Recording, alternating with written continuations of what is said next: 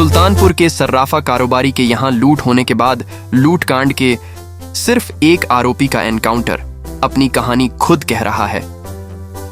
अब हम सवाल यह उठता है कि इसे क्या समझा जाए, आउट ऑफ टर्न, पदोन्नति पाने का शॉर्टकट, या फिर जाति के आधार पर एक विशेष जाति और समुदाय के खिलाफ एनकाउंटर स्पेशलिस्ट बनने की बेशर्मी भरी कयावत। हालांकि इस काली तस्वीर में राज्य महिला आयोग की सदस्य रथु शाही और डिप्टी एसपी डी.के. शाही हैं, जो कि पति पत्नी हैं, और किसी वजह से दोनों के नाम पिछले कुछ दिनों से कुछ ज्यादा ही चर्चा में हैं। इस चर्चा की वजह भी जान लीजिए।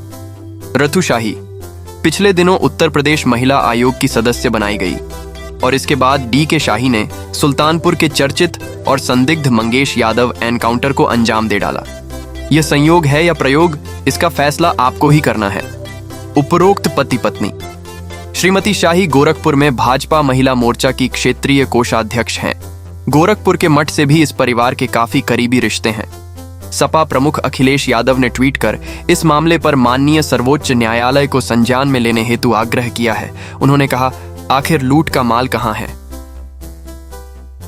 अखिलेश यादव ने कहा कि सुल्तानपुर की डकैती में शामिल लोगों का सत्ता पक्ष से गहरा संबंध है।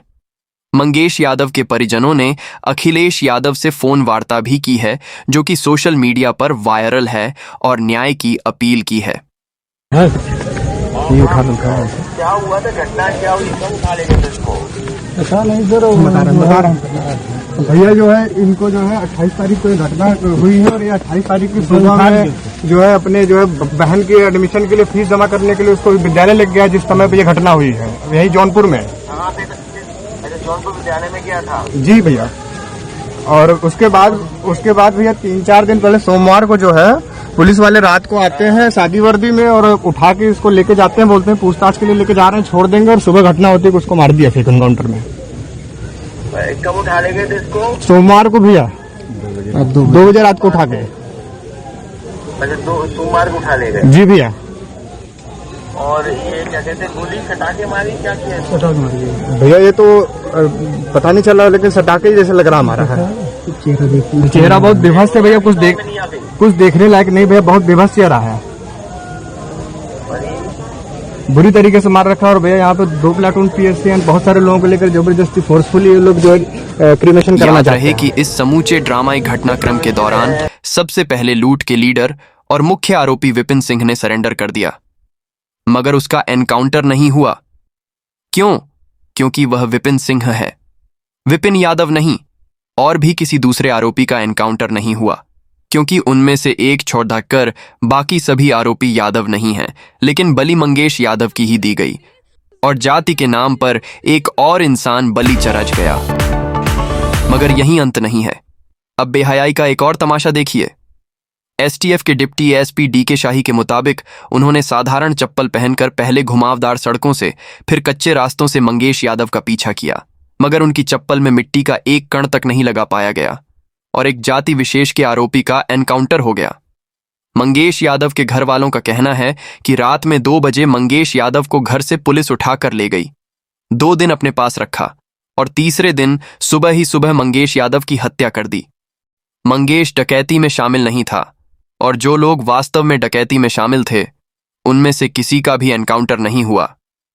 रिपीट, किसी का भी एनकाउंटर नहीं हुआ, सिर्फ मंगेश यादव का एनकाउंटर हुआ, क्योंकि मंगेश जाति से यादव था।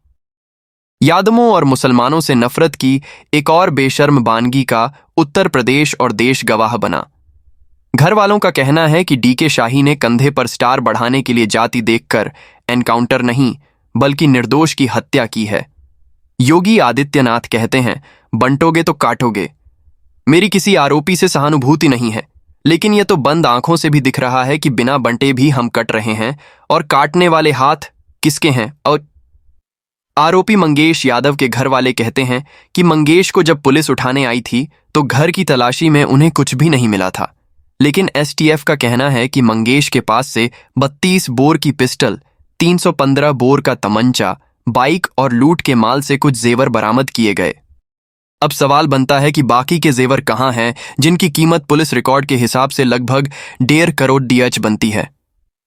गजेंद्र मिश्रा, स्टेट संपादक की खास रिपोर्ट, एक देश एक आवाज, न्यूज 24 पर।